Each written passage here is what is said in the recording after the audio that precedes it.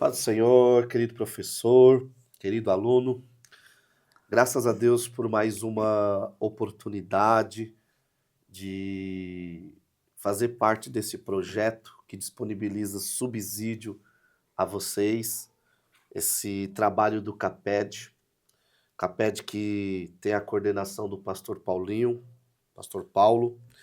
E nesse trimestre, em especial, estamos estudando os pilares da nossa fé. Nisso cremos, isso pregamos. Revista essa escrita pelo pastor Paulo e que tem sido uma bênção em nossas vidas, em nossas congregações. Hoje estamos aqui para comentar, trazer um material para vocês relacionado à lição de número 13. Lição essa que tratará do tema A Segunda Vinda de Cristo. E graças a Deus, nessa oportunidade, tenho a honra de ter aqui o irmão Fábio, ali da Príncipe de Gales. O irmão Fábio, que além de ser um irmão em Cristo, é um amigo, é um amigo de igreja e um amigo no labor teológico. Nós sempre conversamos, sempre estamos aí trocando figuras, debatendo quando necessário o que diz respeito à teologia. E isso enriquece. Bom, Fábio, é um prazer tê-lo. Eu saúdo os professores com a paz do Senhor, né, e desde já agradeço mais uma vez a oportunidade de estar aqui, né, e recíproca é verdadeira em relação ao nosso irmão Sérgio. E hoje nós trataremos aqui de um tema importante, né, a revista muito bem escrita, os assuntos bem concisos, mas de forma que nós está descrito de forma que nós entendemos bem. Então eu espero aqui aprender também, né, trocar figurinha aqui com o nosso irmão Sérgio e assim contribuir com a aula do professor que ele estará ministrando. Legal. Como disse o irmão Fábio, o nosso propósito aqui não é dar uma aula para vocês, né, mas é apresentar subsídios, literatura. E essa aula em específica, todas foram importantes, porque trataram dos temas relacionados ao que nós cremos. Porém, essa aula, que diz respeito à segunda vinda de Jesus, ela é uma aula importante, porque dela, a compreensão desse tema, depende toda a minha esperança no que diz respeito ao futuro, tá bom? Então, essa aula é uma aula onde eu indico aos professores Teologia Sistemática Pentecostal, o capítulo que foi escrito pelo professor, comentarista, escritor Ciro Chances, tá? Muito bom. Recomendo que vocês busquem dicionários, que vocês leiam Escatologia, do Severino Pedro. É um livro que foi escrito há bastante tempo, mas ainda tem muita coisa que pode acrescentar. E por quê? Porque se há um tema que há vamos dizer assim, muitas linhas de pensamento, né? É em relação à segunda vinda de Cristo. E especificamente no que diz respeito ao fim do mundo, né? Porque as pessoas que não são cristãs, elas já ligam a volta de Jesus não como nós cremos, mas eles usam a nomenclatura, a roupagem fim do mundo. Então, o fim dos tempos, ou o fim da nossa história presente, é um tema que chama a atenção. Chama a atenção do cristão, porque é onde está a nossa esperança, e chama a atenção do não cristão, porque esse muitas das vezes não tem uma perspectiva, uma esperança relacionada ao futuro, tá? O que é interessante nesse primeiro momento para você, professor? Compreender como as principais religiões, compreender como até mesmo os vários ramos do meio evangélico compreende esse tema, né? Porque, por exemplo, irmão Fábio, quando nós analisamos o tema numa perspectiva de grupos que têm a Bíblia como fundamento de fé, nós temos alguns grupos que não colocam a vinda de Cristo. E a vinda de Cristo é um pilar. Eles creem numa restauração da terra, eles creem num paraíso futuro, mas sem um arrebatamento, sem o aparecimento em glória de Cristo. Já há outros grupos que, na sede vamos dizer assim, de se aprofundarem no tema que diz respeito à vinda de Jesus, se aprofundaram tanto que terminaram colocando datas, né? É até uma brincadeira. Mas, e essas datas deram origem, essas previsões falsas, deram origens a algumas das heresias ensinadas, que é o juízo investigativo e muitas outras linhas de pensamento. Aniquilação dos ímpios, né? Exatamente. Então, essa é a perspectiva que você precisa compreender. E falando do tema, nós não vamos aqui ficar, né, irmão Fábio, discutindo a Sim. revista e tal, mas nós queremos apresentar para vocês uma perspectiva das duas principais linhas, tá? Nosso propósito aqui não é discutir qual é a certa, qual é a correta, mas como já foi falado no começo, é trazer subsídio a você, professor. Então é importante que você conheça as duas principais linhas, que são a linha pré-tribulacionista, que é a linha que nós, assembleanos, pentecostais, vias de regra, defendemos e acreditamos, e uma linha pós, né, que é uma linha que principalmente os reformados e os carismáticos defendem, tá?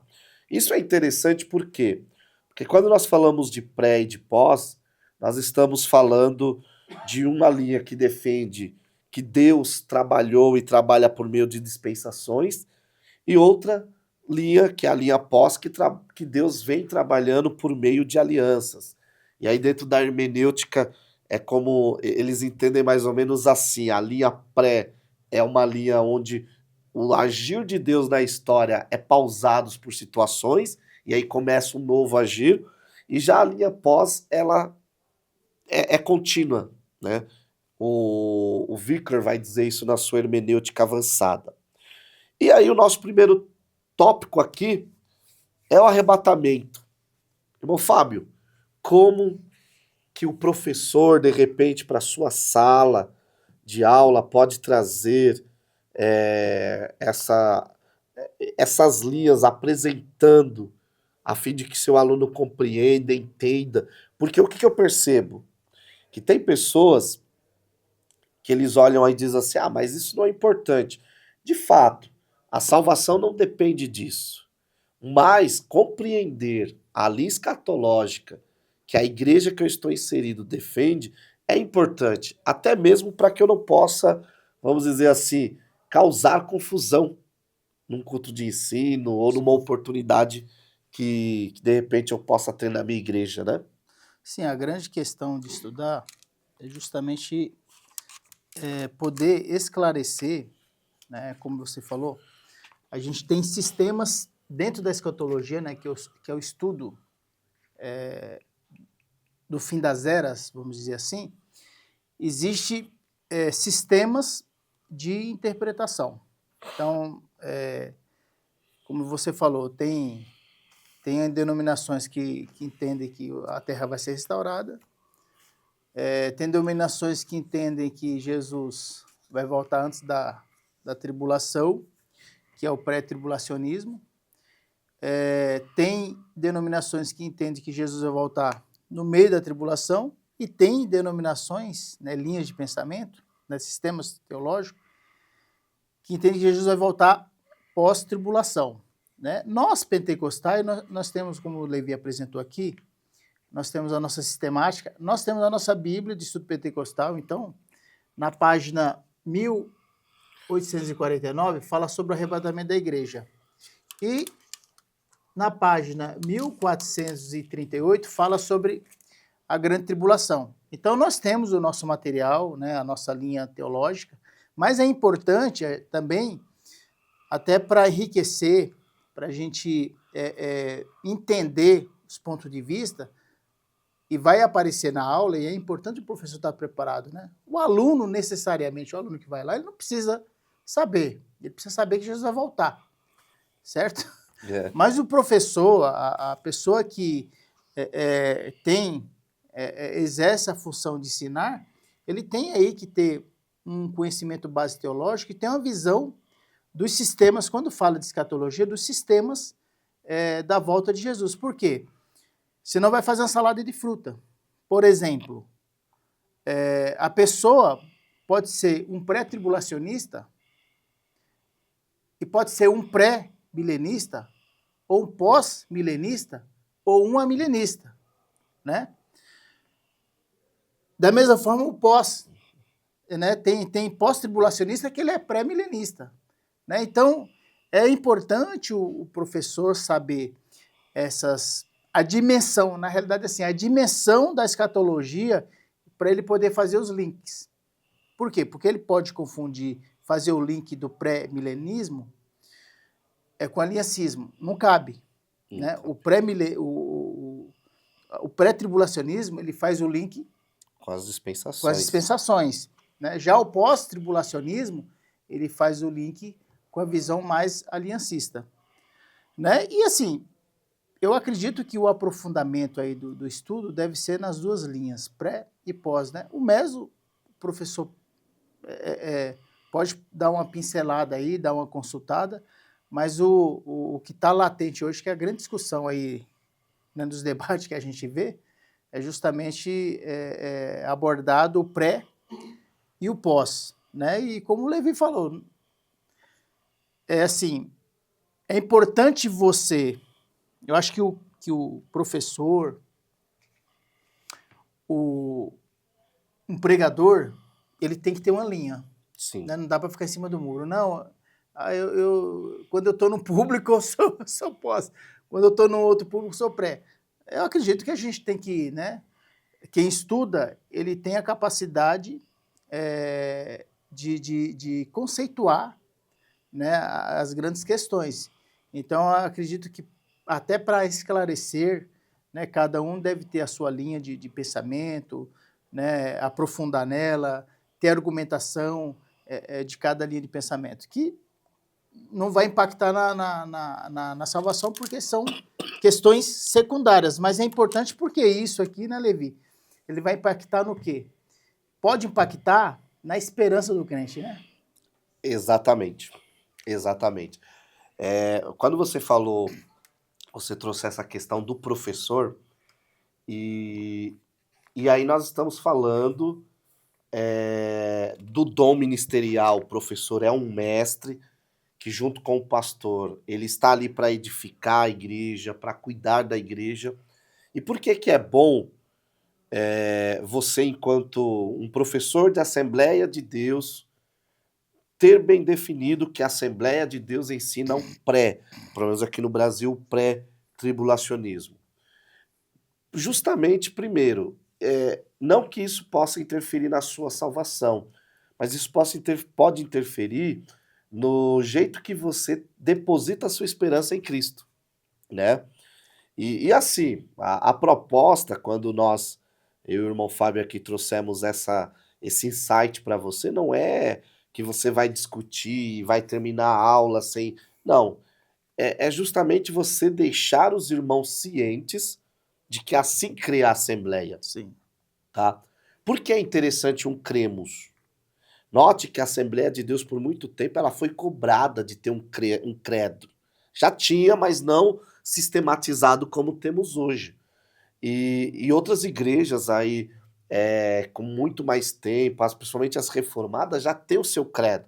Se você for para uma igreja, dependendo, né, da linha reformada que ela fala, vai chegar lá, não, nós somos pós, cremos nisso e nisso e nisso. Para fazer parte, você tem que seguir essa linha.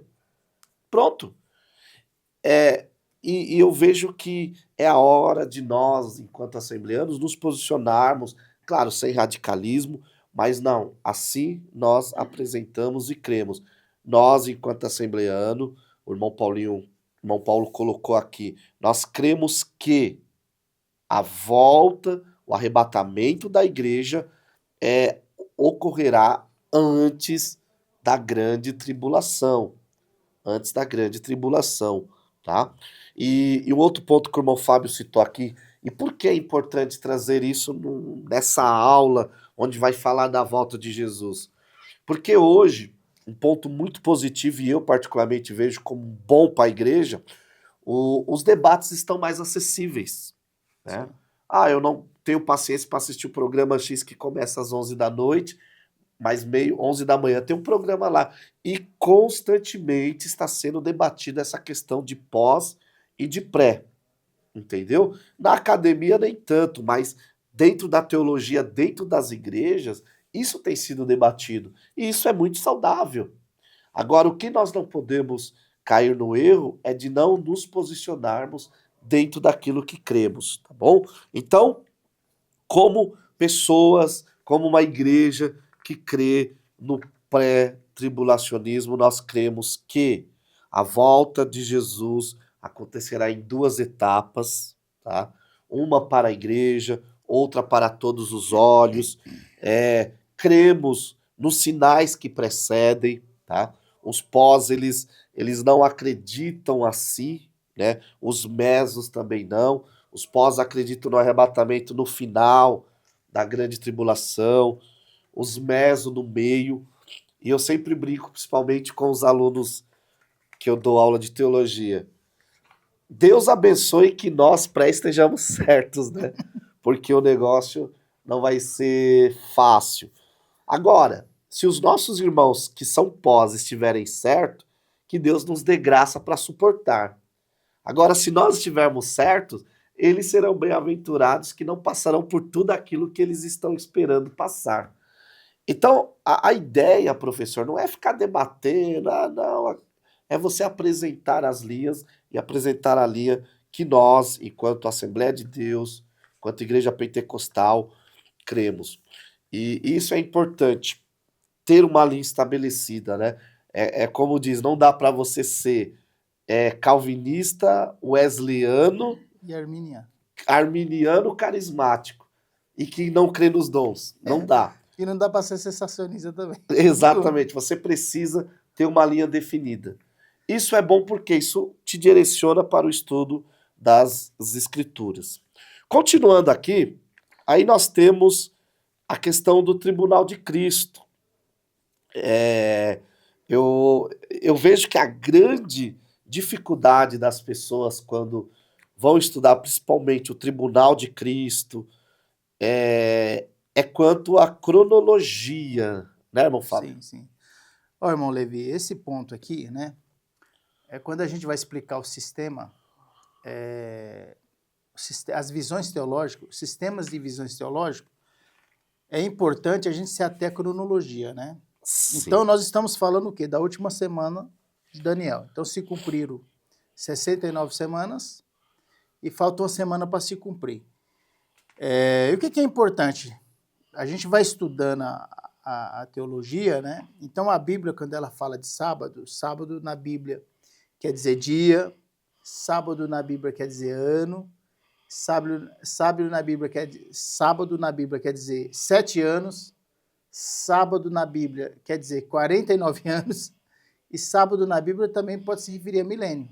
Exatamente. Então, a riqueza que tem, né, a interpretação bíblica, então a gente... por isso que é importante estudar. Então, quando a gente vai estudar escatologia, eu acredito que a gente tem que fazer colocar realmente, tem até uns mapas, né, que ilustram isso, mas colocar numa cronologia. Então, a gente vai, 69 já se cumpriram, e a gente vai tratar a última semana. Essa última semana, ela vai ser dividida no meio, né? 3 anos e meio de paz, 3 anos e meio de reinado do anticristo, onde ele vai se revelar, pôr em prática todo o seu plano, todos os seus atributos, enfim. É o que alguns chamam de tribulação e grande Isso tribulação, aí, né? tribulação e grande tribulação. E onde que entra o tribunal de Cristo e as bodas do Cordeiro? Na visão pré, né, justamente o tribunal de Cristo, ele aparece quando Jesus volta. Então, nós não vamos passar pela grande tribulação, então nós vamos ser retirados, né? Que é o arrebatamento e a parousia, certo? Então, o arrebatamento é o rapto da igreja, e a parousia é a volta de Jesus com a igreja.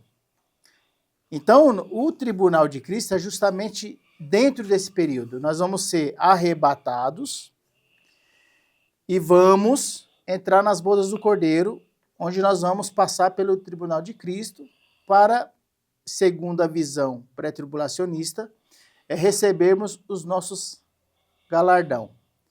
E o que é importante aqui, né? Eu acho que é importante a gente trazer na aula, o professor trazer na aula, né, os significados aí, a importância da obra, né? Por isso que é importante estudar. Porque tudo que a gente faz, né, e a escatologia ela traz, né, esse aprendizado, tudo que a gente faz no reino, ele vai ter um peso espiritual. A gente não sabe de que forma vai ser o galardão, né, de que forma vai ser esse tribunal, porque aqui está numa linguagem figurativa. Né? Então a gente não sabe se vai ser níveis, né, de hierarquia, a gente não sabe se vai ser realmente um posicionamento no céu, mas o fato é que vai ter, na visão pré-tribulacionista, vai ter o tribunal de Cristo.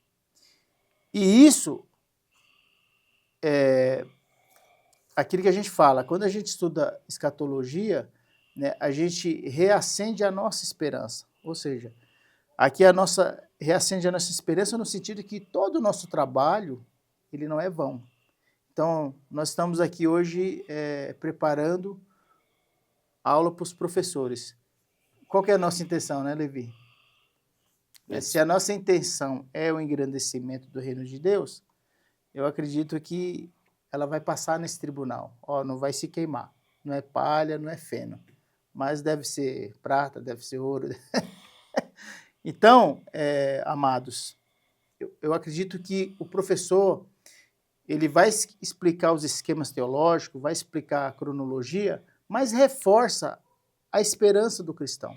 Reforça, né, a importância de estar firme para esse acontecimento. Né, porque isso a gente está numa cronologia aí de quase 2000 anos, né, falando da volta de Jesus Cristo. O que eu falei no início da minha fala, tem sábados de 1 ano, sábados de 7 anos, e a gente não sabe quantos anos esse sábado, né, que a gente está esperando, que vai ser a volta de Jesus, vai acontecer. Mas é fato que vai acontecer, nós vamos ser premiados, nós vamos ser galardoados. Então, além de explicar o sistema teológico, reforce na sua aula o que todo o trabalho do cristão que a gente faz aqui, Deus, de certa forma, ele vai recompensar e vai nos reconhecer naquele grande dia. E aqui tem o tribunal de Cristo que reforça essa ideia de recompensa eterna. Isso é profundo. Eu fico imaginando os eventos que precedem o tribunal de Cristo, e quando Paulo, ele escrevendo para a igreja de Tessalônica, uma igreja ali logo no comecinho do cristianismo, né? Vamos dizer assim, o cristianismo tinha ali, não tinha nem 30 anos, e aquela igreja toda cheia de dúvidas em relação aos que partiram, porque calma aí, ouvimos a mensagem de que o Senhor voltará, e agora? E os que dormem? E aí Paulo, no versículo 15, ele está escrito, né? 1 Tessalonicenses 4,15: afirmamos pela palavra do Senhor que nós, o que ficarmos vivos para a vinda do Senhor, de modo algum precederemos os que já faleceram. E é interessante que a palavra aqui que aparece no grego é parousia, é um termo que muitas vezes nós passamos por ele de forma muito simplista e só dizemos, não, é a vinda, é o retorno. Mas quando você vai estudar o termo e aprofundar, você percebe que era um termo técnico que descrevia a chegada de um rei. E olha que interessante, no grego clássico, essa palavra significava apenas a presença ou a chegada de uma pessoa, né?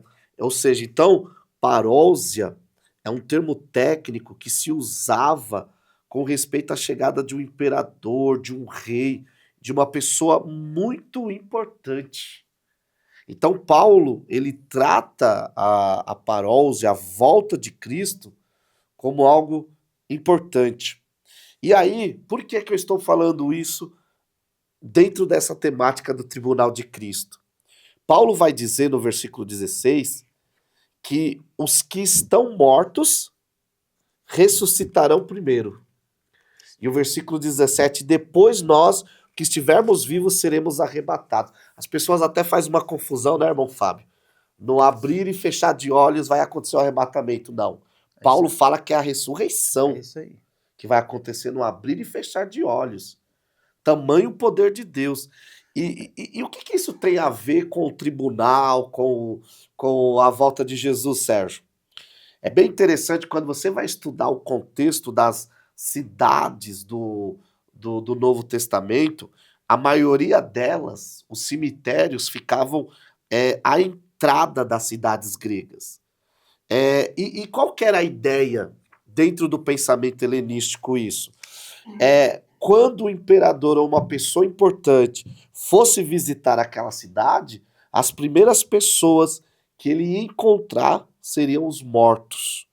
Na vinda de Cristo, que é o legítimo imperador, os mortos que estão à porta da cidade serão os primeiros a saudá-lo na entrada triunfal de Jesus, né? Então, eu concebo, e depois nós que estivermos vivos seremos transformados e arrebatados.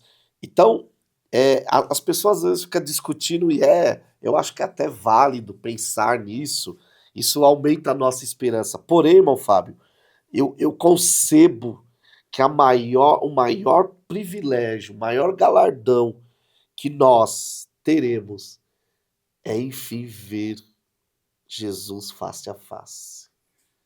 Eu acho que isso é uma coisa fantástica. Será. E assim, e é interessante, outro dia eu estava lendo um comentário do Dr. Vailate, e ele diz uma coisa muito interessante. Ele fala assim, que diante do tribunal de Cristo, ele não sabe explicar porque a Bíblia até se cala, mas nós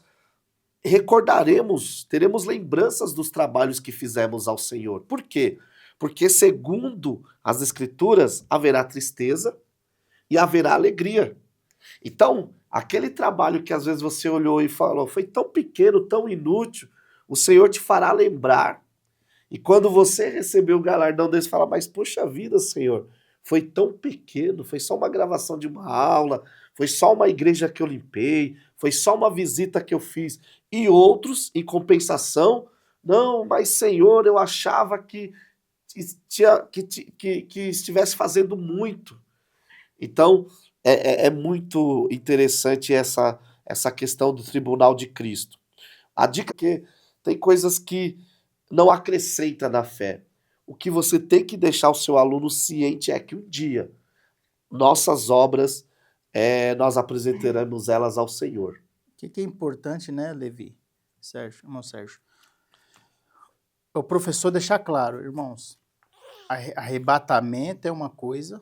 Sim. Né? Porque assim, a gente Os pós-tribulacionistas falam assim, essa questão da volta de Jesus em 2 etapas não fecha bem, mas nós temos um argumento muito forte, porque a gente vai em cima do que fala lá em 1 Coríntios capítulo 15, né, que nós seremos transformados no abrir e fechar de olhos. E nós nos embasamos também em 1 Tessalonicenses capítulo 4. Sim. Né? E fica claro que existe a palavra rapto, né? Sim. Que é a retirada, e existe a palavra parousia, que é o quê? A aparição visível de Jesus. Sim. Então, para todo sistema precisa ser encaixado as coisas, né? Exato. Então, você vai montar um sistema teológico, ele precisa coadunar, né? Não pode ter ponta solta. Então, no sistema pré-tribulacionista, onde que nós amarramos essa questão? O arrebatamento, né, seria a volta de Jesus para a igreja, e a parousia seria a volta de Jesus visível, onde todo olho vai ver o Senhor Jesus. Né? Então, é importante reforçar esse entendimento. Não é que Jesus... A gente fala, Jesus vai voltar em 2 etapas para ficar didático, né? Sim. Mas a gente sabe que são eventos atemporais. Sim. Eu acho que seria a palavra melhor. São eventos atemporais. Um é o arrebatamento e o outro é a aparição de Jesus, onde todo olho vai ver o Senhor Jesus voltar. E a gente vai encaixar aqui no próximo tema, que é a grande tribulação. A gente pode explanar melhor isso aqui. Exatamente. A grande tribulação, pessoal. A grande tribulação é importante você trazer para os seus alunos o que as Escrituras apresentam daquele grande, terrível dia que o Senhor Deus... as Escrituras, parte chama de dia do Senhor, outras partes chama de o dia do julgamento do Senhor, enfim. Mas será o dia que Deus derramará a sua fúria, a sua ira ardente por sobre todos aqueles que rejeitaram a salvação. Uma coisa interessante é que enquanto pré-tribulacionistas, nós cremos que a tribulação ela é para os judeus. Tá? Haverá salvação, haverá. Não será uma salvação como muitos pregam, sem a presença do Espírito. Não, será. O Espírito Santo estará agindo, haverá graça, porque a salvação é unicamente pela graça de Deus. Haja vista que você vê 2 testemunhas pregando, você vê os anjos anunciando, entendeu? Sempre haverá a graça de Deus. A salvação ela é unicamente pela graça de Deus. Mas é importante você apresentar para o seu aluno como que será esse dia. E claro, lembrando, nós enquanto acreditamos que, graças a Deus, não estaremos aqui, né? O que é importante, né, Sérgio?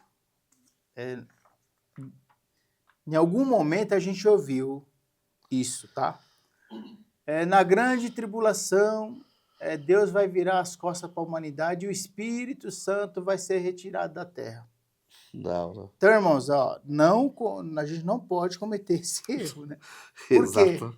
Porque o Espírito Santo é Deus. Né? Ele preenche, ele tem os atributos de Deus, ele preenche todo o universo. Acho que a melhor forma do irmão colocar é que a ação do Espírito Santo não vai ser plena. Exato, não vai ser como hoje. Isso aí, não vai ser como hoje. Hoje nós temos graça plena.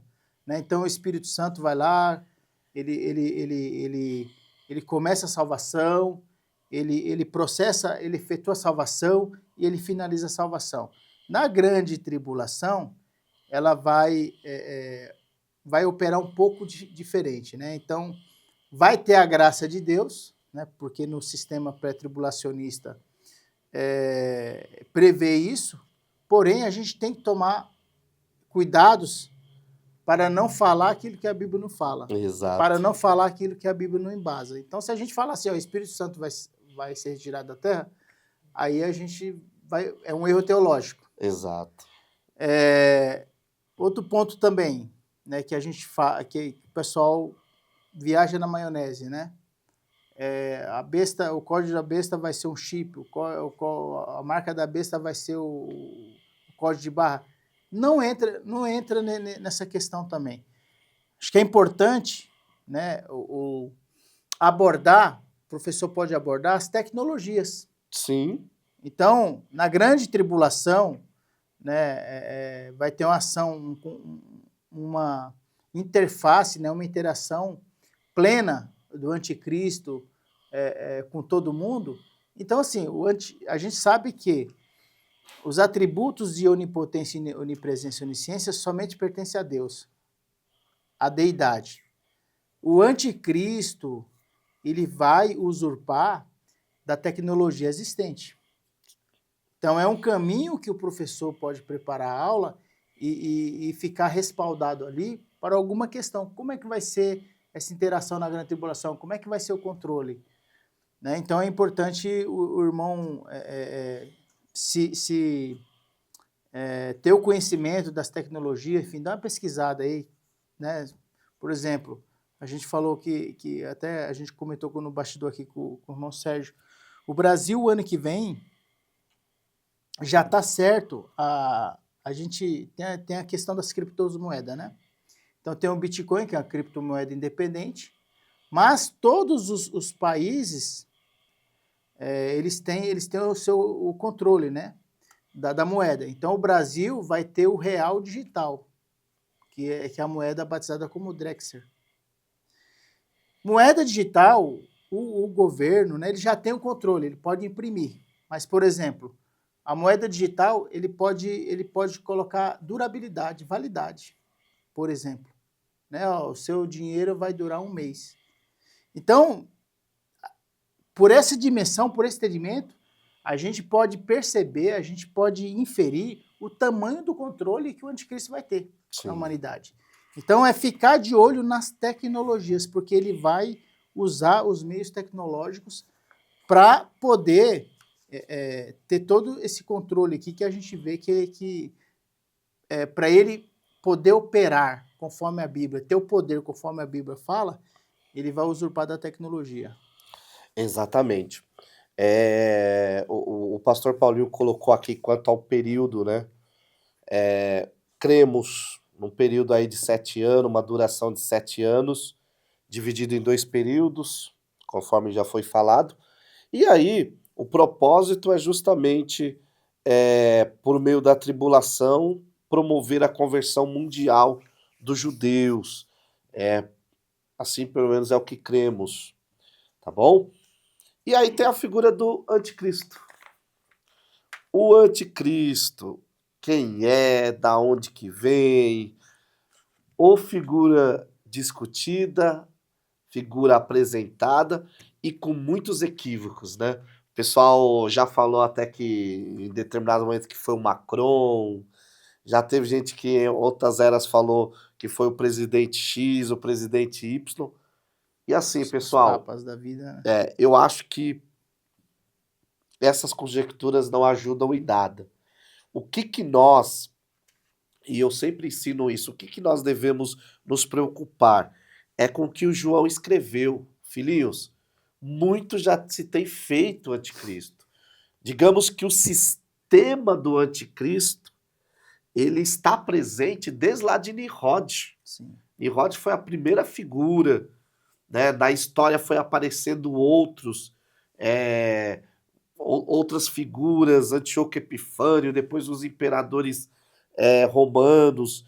E assim, gente, eu preciso entender qual que era a lente que os escritores, as igrejas, os irmãos ali, por exemplo, do Apocalipse, que é onde aparece mais nítida essa figura do anticristo, com que lente que eles liam? Na mente deles era um governo Domiciano, talvez Nero, entendeu? Então a figura do anticristo, biblicamente, é sempre apresentada como um governo, entendeu? cremos, eu particularmente creio que será sim uma pessoa, porque Paulo usa o artigo definido o anticristo, a Bíblia sempre o apresenta como uma pessoa, entendeu? Então não será somente um sistema, como alguns defendem, ok? Mas eu penso que a nossa maior preocupação agora é justamente entender o sistema dele e perceber que às vezes nós estamos mais influenciados pelo anticristo do que imaginamos.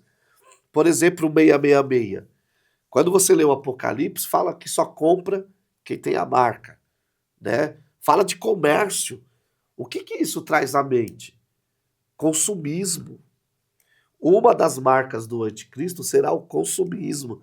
Agora eu pergunto, não vivemos a era do consumismo? A Sim. pessoa tem um iPhone 12, saiu o 13, o tela tá bom, mas ela quer o 13.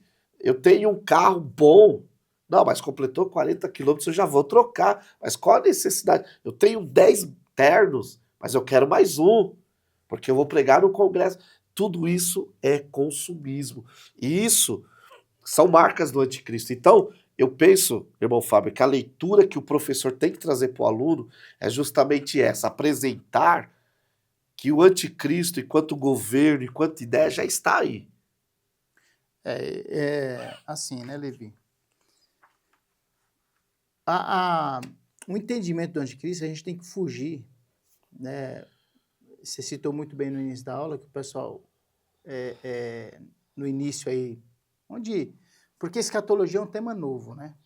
O Apocalipse foi o último livro a ser aceito, né, no cânon. E escatologia não foi discutida nos primórdios da igreja, na Idade Média, na Reforma não foi discutida, é uma coisa recente, né? Então, até um entre parênteses aqui, eu esqueci, os irmãos das igrejas históricas, eles falam que a nossa escatologia é muito nova, né? Mas por que é nova?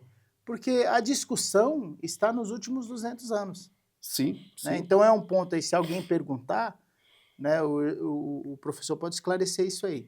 Então, a questão, né, da figura do anticristo, teve o anticristo histórico já. Né? O que a gente tem que olhar? É para a plataforma que foi construída. Então, Sim. hoje, a plataforma, ela está construída. Então, como eu já falei aqui, tecnologia. Então, hoje a gente tem tecnologias. O anticristo, por exemplo, ele colocar holograma em volta do globo terrestre. Certo? Então, ele pode colocar, quando em Apocalipse fala lá, e todos adoraram a imagem da besta. Então, hoje tem tecnologia para colocar um holograma no céu. Né? E a gente tem a imagem de um homem lá e as pessoas serem obrigadas a adorar a imagem. Né? Porque hoje nós temos vários satélites, centenas, acho que milhares de satélites em volta do globo terrestre. Hoje nós temos foguete que dá ré. Ele vai e pousa novamente. Tal o tamanho da tecnologia. Então, amados, o que nós temos, o que eu acho que o professor tem que pesquisar, tem que reforçar, deixar ali como um repertório para a aula dele, né? É justamente as características do anticristo. Foge ali de você colocar nome, se foi o Papa, se foi isso, se foi aquilo. E vai para a plataforma. E a gente recentemente teve aí uma amostra, né, o modus operandi. Então, assim, o primeiro modus operandi do anticristo é a zombaria. Exato. Então, o Nimrod, ele zombou de Deus. A Torre de Babel zombou de Deus. Os governos que representaram o anticristo zombaram de Deus.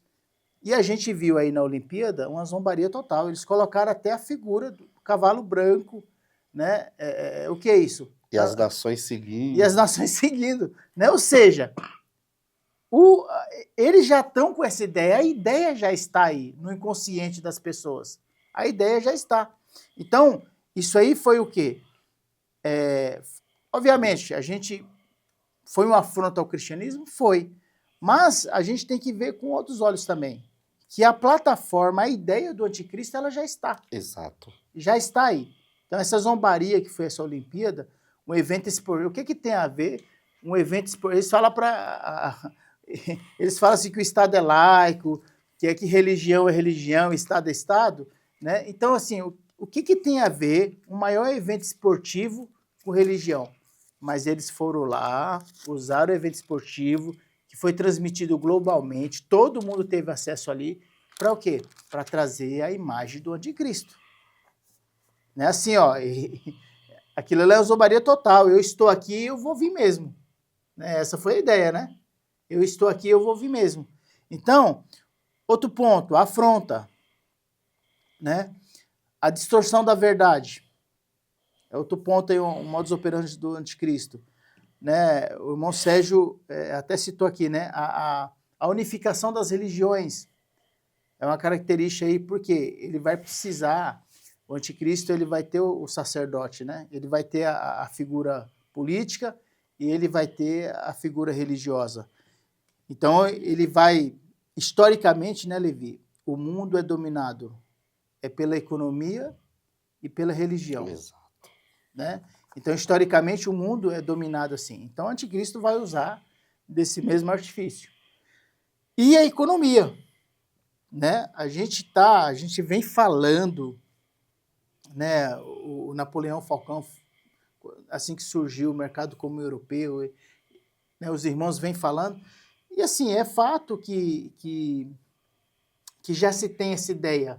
Né? E hoje está forte a ideia de ter um líder mundial, principalmente depois da pandemia.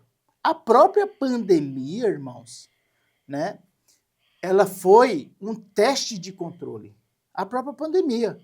Porque, veja bem, na pandemia, que autoridade tinha de um órgão governamental fechar uma igreja antes da pandemia? Nenhuma. Nenhuma. Mas em nome da ciência, o que foi feito? A igreja vai fechar a igreja. Fechou-se. Né? Então, hoje, né, a gente tem a deusa mídia, né? A deusa ciência, e o que está faltando agora? Só quem vai governar tudo Só isso. quem vai governar. Então, a plataforma, a ideia já está aí. Essa é a realidade. E para finalizar, fechar esse ponto aqui do anticristo, o texto que eu me referi é 1 João 2,18. Esse texto, para mim, ele é um texto que eu já escrevi muitas coisas sobre ele, e diz assim, ó: Filhinhos, esta é a última hora. O anticristo está vindo. Então veja que a Bíblia é bem clara em dizer: o anticristo está vindo, ele está vindo. Aí, vírgula, já muitos anticristos se têm levantado. Então é o que nós estamos falando, muitas figuras apontando. E é com essa lente que nós temos que olhar. Ter olhos, é ser como diz lá a Escritura, saber discernir o tempo. E o nosso tempo é esse tempo de saber que o espírito do anticristo, suas ideias já estão aí, né? Só falta mesmo aparecer o transgressor que nós, naquilo que cremos, imaginamos que ele só vai se manifestar mesmo quando a igreja não estiver mais aqui. Por quê? Ele se manifestando agora, a igreja o desmascara. Sim. Indo para o último ponto aqui, aí vai falar das vindas do Senhor em glória. E o pastor Paulinho colocou aqui, eu acho que de forma muito resumida, porém completa. Ele fez os contrapontos entre o arrebatamento e a vinda, a segunda vinda de Jesus, né? Então, o arrebatamento é para a igreja, a sua manifestação visível ele vem com a igreja. O arrebatamento livra a igreja da grande tribulação, na sua manifestação física, ele livra Israel da mão dos seus inimigos. Isso sempre colocando numa linha pré-tribulacionista, porque o pós, ele não faz distinção entre Israel e igreja. Para ele na hermenêutica deles é contínua a história. Dentro do dispensacionalismo, da linha pré, né, tem essa diferença entre igreja e o povo de Israel. Né? E dessa segunda vinda, todos os olhos o verão. E aí, eu lembro quando eu era adolescente, a grande discussão era, tá, como todos os olhos verão Jesus? E aí nós, isso em 97, imaginávamos por meio das mídias tradicionais, mas mesmo assim ainda tinha aqueles, tá, mas como? Porque o fuso horário e tal. E hoje isso já é possível. Já é possível você ver. Quem empreende no mercado digital vai entender o que eu estou falando. Às vezes, 7 horas da noite aqui, ó, você está assistindo uma live de um comerciante chinês, ao vivo, entendeu? Às vezes você está dentro de uma plataforma, tendo um curso com uma pessoa que está em outro país, num fuso horário diferente. Então, quando diz que todos os olhos o verão, a própria tecnologia permitirá isso, né? Pois cremos, claro, que Jesus aparecerá ali no céu do Oriente Médio, que é onde vai acontecer todo esse evento relacionado à grande tribulação dos inimigos de Israel, mas todos os olhos o verão. E isso já é possível que você vê a guerra que está acontecendo agora lá. Todos A os gente olhos tá estão vendo. vendo, A gente tá vendo. entendeu? É assim, simultâneo. Exatamente, Simultâneo, né? exatamente. E, e assim, né, Levi? A vinda aqui, o irmão Paulo, ele deixa bem claro aqui arrebatamento e parousia, né? De novo, né? Isso. Então, essa é a ideia. E o que é importante aqui, irmãos? Tem assuntos aqui, né? Dentro da escatologia, tem pontos comuns entre o pré e o pós, né? Os pontos comuns é que Jesus vai voltar. Sim. Ponto comum, a tribulação. Né? Então, a gente quer na tribulação. Ponto comum, vai ter a figura do anticristo. Né? E a sua companheirada, né? Sim. Vai ter e vai ter o milênio, certo? Sim. Então, isso tudo é comum, tanto para o pré como para o pós, porque são doutrinas primárias, né? Agora, o desenrolar no meio dos 7 anos, aí é onde, entre os sistemas teológicos aí, que o pré acredita num contexto e o pós acredita em outro contexto. Exatamente. Meus irmãos, a nossa proposta aqui não foi desmerecer nenhuma outra linha teológica, escatológica, na verdade. Volto a dizer, nós estamos em um contexto que somos assembleanos, pentecostais, e como assembleanos pentecostais, via de regra, somos pré-tribulacionistas, entendeu? Mas assim, é o que eu sempre costumo dizer, eu tenho grandes amigos, tem amigo de verdade meu que são pós, e as nossas, quando entramos nesses assuntos, nós chegamos à seguinte conclusão. Sérgio, se eu, pós, estiver errado, ele será um bem-aventurado porque ele não vai passar por tudo que ele espera passar. Agora, se eu, pré, estiver errado, que Deus me dê graça para suportar todo esse período sombrio que está por vir. Então, a proposta não é discutir. Eu acho interessante você, professor, ter conhecimento, apresentar isso para os seus alunos. Claro, você conhece o nível teológico, escatológico e de maturidade dos seus alunos. A ideia não é estender a discussão e acabar uma aula que é para ser bênção, porque a vinda de Jesus fala da nossa maior esperança. E como bem colocou o irmão Fábio, ambas as linhas, naquilo que é base, que é primordial sobre o tema, elas concordam. Quanto à mecânica, elas divergem, mas aquilo que é base, nós não discordamos. Jesus, em breve, voltará.